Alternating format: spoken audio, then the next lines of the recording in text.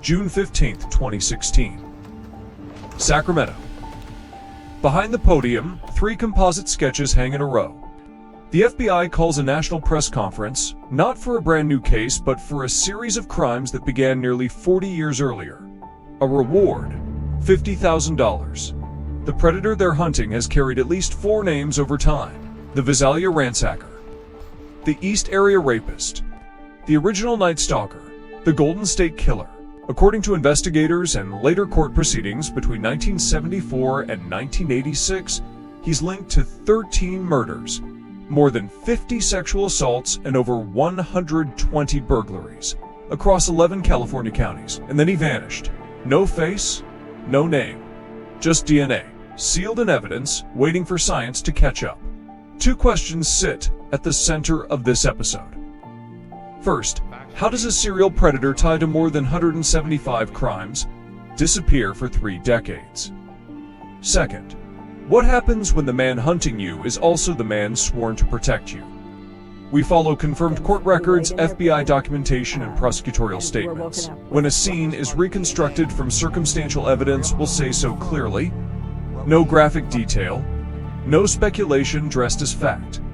Because on April 24th, 2018, 2 years after that press conference, deputies surrounded a quiet house in Citrus Heights. Inside was a 72-year-old man, a grandfather, a retired mechanic, and according to prosecutors, once he was alone in an interrogation room, he muttered, "I did all those things. I destroyed all their lives." His name, Joseph James D'Angelo. And before all of this, he had been a police officer. Before we move forward, 3 labels. Confirmed means DNA linked, court admitted, or established in official records. Hard evidence, no dispute. Reported means credible law enforcement statements or consistent MO evidence. Strong, but not forensically locked. Disputed means contested, unproven, or inconsistent across sources. We'll flag it clearly. This case spans 3 eras and 4 names. Evidence was gathered across multiple counties over 4 decades. Not every detail aligns perfectly, and when it doesn't, you'll know. Now, 3 objects will guide us through the story. First, the ski mask. Victims repeatedly described the same image, a masked figure appearing at the foot of the bed. Visalia, Sacramento, Goleta. The mask was his uniform. Second, the shoelace. He didn't just bring restraints, he often pre-planted them. Days before an attack, he'd slip into homes while families were away, unlock windows, disable porch lights, and hide shoelaces under cushions. Later, as the hunt tightened, he began taking ligatures with him. Third, the evidence tube, a sealed kit from 1980, Ventura County. For decades it sat in storage until an investigator opened it, extracted DNA, and set the final phase in motion. The mask, the shoelace, the tube. They'll return. Watch for them. Visalia, California, 1974. Population, 34,000. A farming community in the San Joaquin Valley, 65 kilometers south of Fresno. Quiet streets, unlocked doors. The kind of place where neighbors still knew each other by name. That spring, someone began breaking into homes. March 19, 1974, the first recorded ransacking. $50 in coins taken from a child's piggy bank. It didn't stop. By November 30, 1974, the burglar hit 11 homes in a single night. And the pattern was strange. He ignored jewelry, ignored cash left in plain sight. Instead, he took single earrings from pairs, women's underwear, family photographs, small things that felt personal. 12 miles away in the town of Exeter, a young officer named Joseph James D'Angelo was assigned to burglary work. He was learning how break-ins worked. From the inside, D'Angelo attended the police academy at College of the Sequoias, the same campus where, later, one of his early known murder victims taught journalism. September 11, 1975. 2 a.m. A masked man entered the home of Claude Snelling, a 45-year-old professor. He went straight to the bedroom of Snelling's 16-year-old daughter, Beth. He woke her with a gun to her face, warning her in a whisper not to scream. He dragged her toward the backyard. Snelling heard the disturbance. He ran outside. He confronted the intruder in the carport. 2 shots. Snelling collapsed. Investigators would later note the gun used to kill him had been stolen during a prior ransacker burglary. The attacker struck the girl, then vanished into the dark. Visalia police escalated night stakeouts, heightened patrols, a $4,000 reward. They were convinced the ransacker would return. He did. December 10, 1975, 8:30 p.m. Detective William McGowan hid inside a garage near a home the ransacker had been stalking. A figure appeared. McGowan stepped out and ordered him to stop. The man pulled off his ski mask, feigning surrender, then drew a revolver with his left hand and fired. The bullet hit McGowan's flashlight and shattered it. Shards lodged in his eye. The shooter escaped. And then, nothing. The Visalia ransacker vanished. Over 100 burglaries, 1 murder, 1 near-fatal shooting, no arrest. 8 months later, a new predator appeared 200 miles north in Sacramento. Same methods, same mask. But now, he wasn't just breaking in. June 18, 1976. Paseo Drive, Rancho Cordova.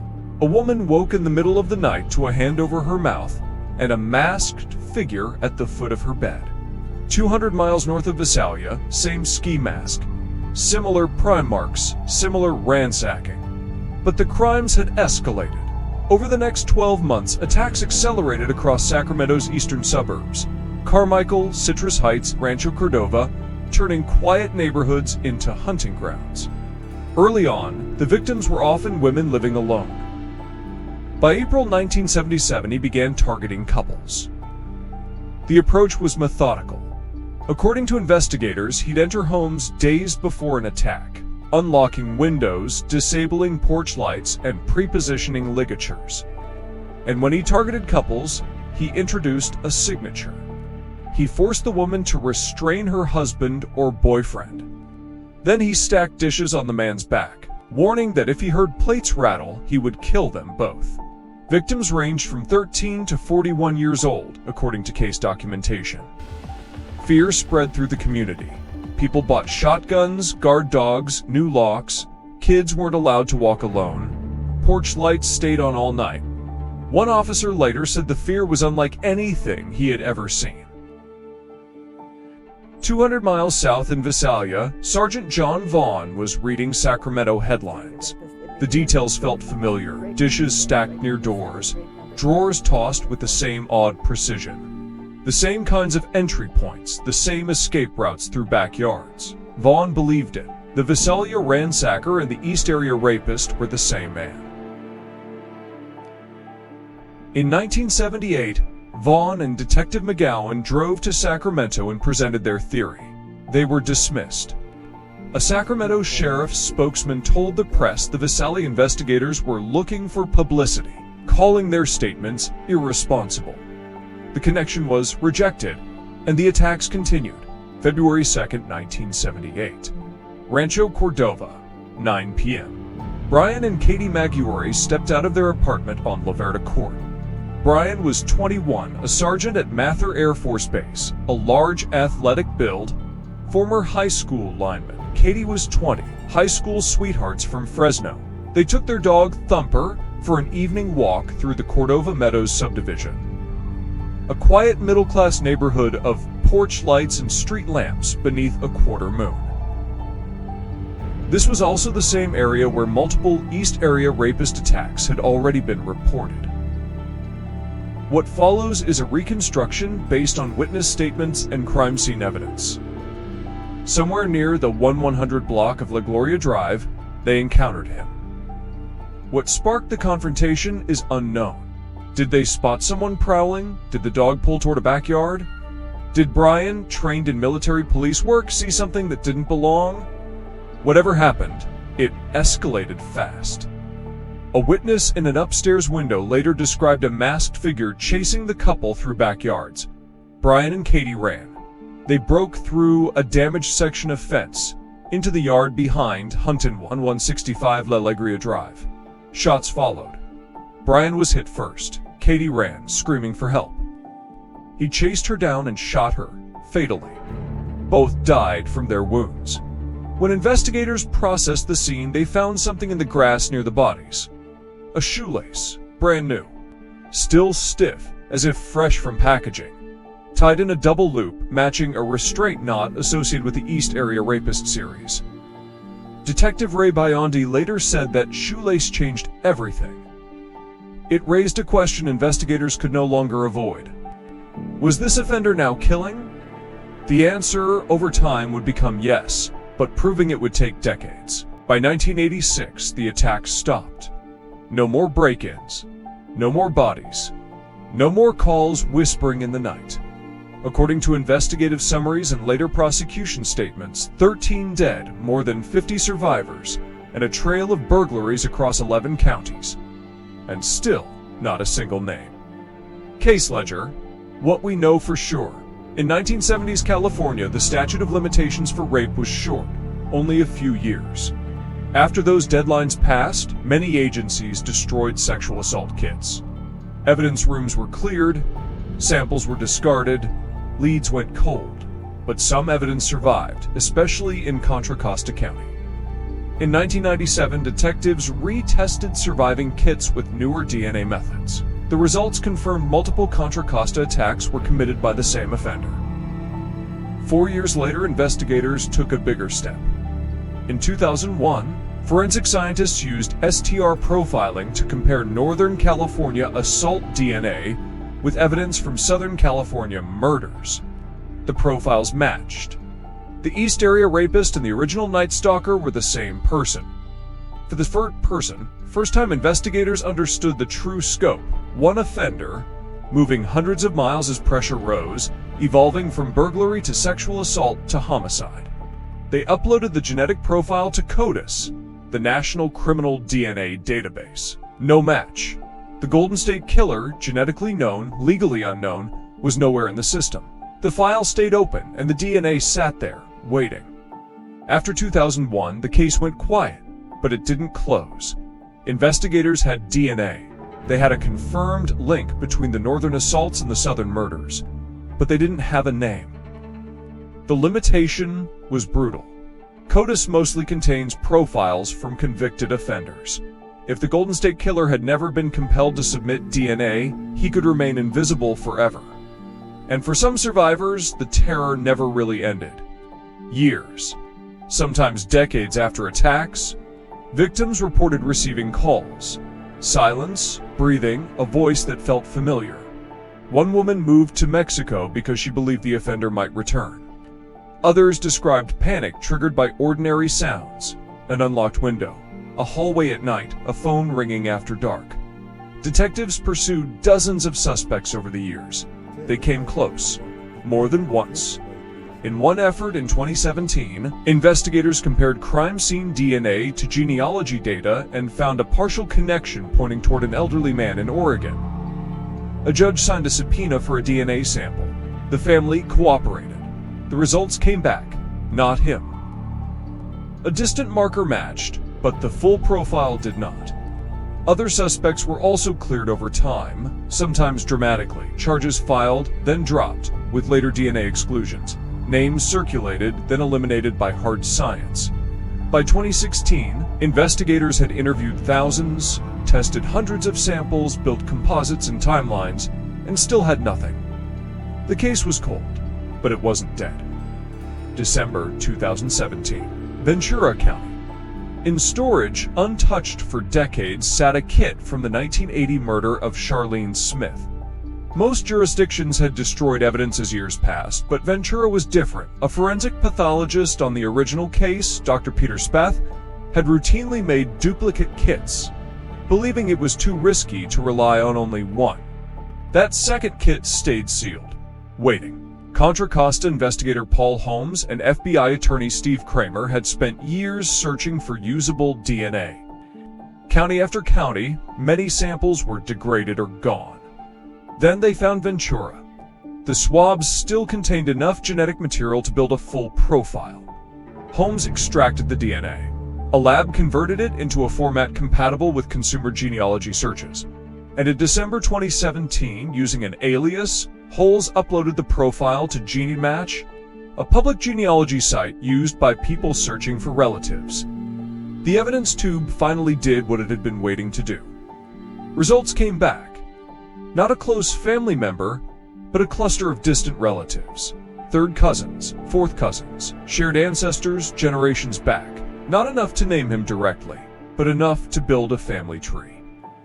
Barbara Ray Venter, a retired patent attorney turned genetic genealogist, began the work, mapping relatives, branching backward and forward, building a web of thousands. 10,000 possibilities became 1,000, 1,000 became 100, 100 became 6. Investigators pulled records on those 6 men. Only one had blue eyes. Joseph James DeAngelo, 72 years old, retired mechanic, former police officer, living in Citrus Heights, the same suburban orbit where the Sacramento attacks began. On March 29, 2018, Paul Holes drove to DeAngelo's house. He parked across the street and watched the front door. He considered walking up, knocking, asking for DNA, the way he'd done with countless other suspects. But DeAngelo had registered firearms, and Holes was alone. He drove away. It was the right decision. They would come back with a team. April 18, 2018, Roseville, California, Hobby Lobby parking lot. Investigators believed they had the right man. Now they needed confirmation. DeAngelo drove to a Hobby Lobby in Roseville, a few miles from home. While he shopped inside, detectives moved in and swabbed the driver's side door handle, collecting trace DNA. That sample went to the Sacramento District Attorney's crime lab. The lab reported a partial match consistent with the suspect profile, but not definitive. They needed more. April 23, 2018, Canyon Oak Drive, Citrus Heights. DeAngelo rolled his garbage bin to the curb. Later that night, detectives returned, sifted through the trash, and recovered a tissue, discarded but containing usable DNA. The lab ran it. According to prosecutors, the probability was overwhelming. The DNA was astronomically more likely to belong to the Golden State Killer than to an unrelated person. Match confirmed. April 24, 2018, 6:15 p.m., Citrus Heights. Sacramento County deputies surrounded the house. DeAngelo stepped into his side yard. They moved in. No resistance, no chase, no escape into darkness. The man investigators believe terrorized California for more than a decade, then evaded capture for more than 4 decades, was taken into custody in the same region where the spree began. At the station, he was placed alone in an interrogation room, cameras rolling, and according to law enforcement accounts, he began to speak to himself. "I did all those things. I destroyed all their lives, so now I've got to pay the price." He referenced an inner voice he called Jerry. Prosecutors would later argue it was manipulation, pointing to earlier incidents where he appeared to perform vulnerability when caught. But in that room, the mask, at least for a moment, seemed to slip. What follows is a reconstruction based on public statements and court proceedings. Jennifer Carroll received the call. Her father, Lyman Smith, had been murdered in 1980. Her stepmother, Charlene, assaulted and killed. Jennifer was 12 when her brother found them. For 38 years, she lived with no name attached to the wreckage. Now there was a face, a man in custody. "This is much harder than I thought it was going to be," she later said, "and I thought it was going to be hard." The next morning, Sacramento District Attorney Anne Marie Schubert addressed the cameras. "It is fitting that today is National DNA Day," she said. Behind her stood investigators from multiple counties. "We found the needle in the haystack," she announced, "and it was right here in Sacramento." So, how does a predator tied to 175 crimes vanish for 30 years? He didn't vanish. He retired. He raised a family. He worked. He lived quietly while the rest of the state searched for a monster who all along was hiding in plain sight. The arrest was only the beginning. Catching him was hard. Charging him was almost as hard. The crime spanned years, counties, and jurisdictions. And in the 1970s, California's statute of limitations for rape was short. By the time DNA connected DeAngelo to the assaults, decades had passed. Many of those charges were no longer available. So prosecutors looked for another path. Contra Costa prosecutor Paul Graves highlighted a legal workaround. Kidnapping during the commission of a robbery, an offense with severe penalties and no statute of limitations. Victims had been forced from room to room, property had been taken. Prosecutors argued it met the definition. Using that theory, additional cases could be filed. On August 23, 2018, D'Angelo was arraigned in Sacramento. The charges included 13 counts of first-degree murder and multiple counts of kidnapping to commit robbery. The scope was staggering. Discovery reportedly reached into the millions of pages. Prosecutors estimated the trial could take years and cost tens of millions. Witnesses were aging. Some had already died. D'Angelo himself was in his 70s. In April 2019, prosecutors announced they would seek the death penalty. But by 2020, the calculus changed. Survivors were elderly. Key witnesses were gone. The pandemic made court proceedings dangerous for people determined to speak in person. A death penalty trial would also mean years of appeals, possibly outlasting everyone who had waited to see the case resolved. Survivors wanted finality. They wanted truth on the record. They wanted him to admit it. On June 29, 2020, prosecutors accepted a plea deal. D'Angelo pleaded guilty to 13 counts of first-degree murder with special circumstances and additional counts tied to kidnapping during robbery. He also admitted, on the record, to more than 100 additional uncharged crimes, including sexual assaults, according to prosecutors. The evidence tube that had been frozen for decades delivered its final verdict. Ventura County District Attorney Gregory Totten summarized the reasoning. D'Angelo would die in prison as a convict, not merely an accused man. August 21, 2020, Sacramento State University Ballroom. Because of COVID-19, the court relocated. A university ballroom became a makeshift courtroom, large enough for survivors and families who had waited decades. For 3 days, they spoke. They described the attacks, the aftermath, the long, quiet years where fear outlived headlines. D'Angelo sat in a wheelchair wearing jail clothing and a face shield. He rarely looked directly at anyone. Prosecutors later suggested the wheelchair may have been performative, citing footage that showed him moving more easily in custody than he did in court. When the statements ended, Judge Michael Bowman addressed him. He praised the courage of survivors, then turned cold. The defendant deserves no mercy. Then something happened. Something the room did not expect. D'Angelo rose from the wheelchair, removed his mask, stood, and for the first time since his arrest, he spoke directly to his victims. "I've listened to all your statements, each one of them, and I'm truly sorry to everyone I have hurt." For some, it sounded like air, words without weight. Judge Bowman sentenced him to multiple consecutive life terms without the possibility of parole, plus additional years for enhancements. Joseph James D'Angelo would die in prison. As he was remanded, applause broke out in the courtroom. Outside, Anne-Marie Schubert offered a closing message, one she said belonged to the survivors. "The greatest revenge is to live, to reclaim ordinary days, to fill rooms with light, the ski mask, the shoelace, the evidence tube. 3 objects, 3 decades, 1 verdict." Joseph James D'Angelo is alive. He is now an elderly man in California's state prison, held in protective custody. He will never leave. This case changed the landscape of modern investigations. Since the 2018 arrest, genetic genealogy has helped resolve hundreds of cold cases, identifying unknown victims, naming offenders, and giving families long-denied closure. But the tool comes with a second story. Privacy. Consent. Where the line is drawn, and who gets to draw it. GDmatch, the database used in this case, later changed its policy to require users to opt in for law enforcement searches. Debate followed over warrants, consent, and whether solving the worst crimes justifies reaching into data shared for family history.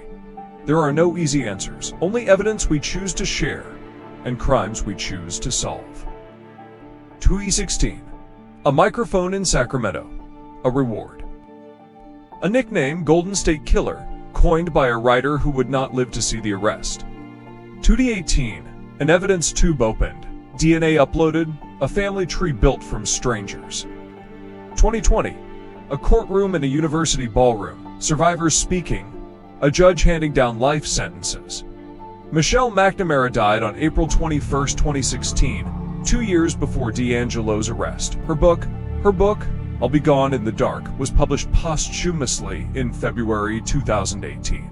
The title echoed a threat attributed to the offender, words that had lived in the memories of survivors for decades.